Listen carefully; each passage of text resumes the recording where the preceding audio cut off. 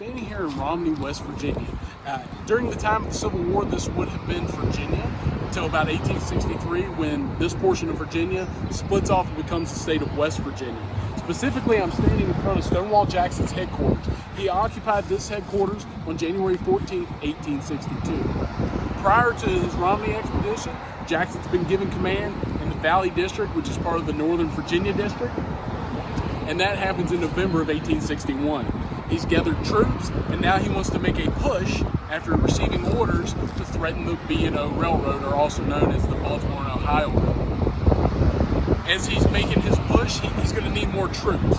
He asked the Confederate government for that. He does get more troops. He wanted 15,000. He ends up with about 11,000 troops total, and he gets those from William Loring.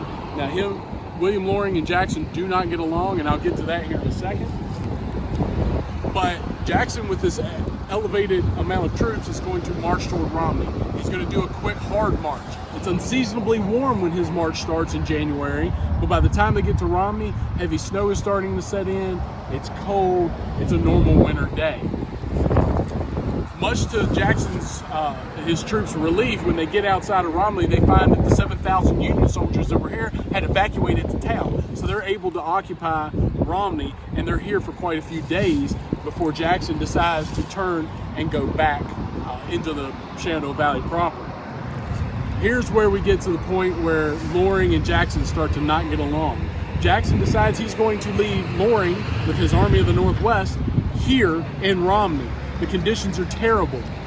Jackson takes the Valley Army back, and to the troops under Loring, they felt that Jackson's troops, because they were under Jackson, under the mighty Stonewall, that they were getting treated better than Loring's troops. There could be some validity to that. We'll never know. Loring implores the Confederate government and Jefferson Davis specifically to order Jackson to let him move out, or to be at least put in another command. Jackson feels this is meddling and actually tenders his resignation to the Confederate government.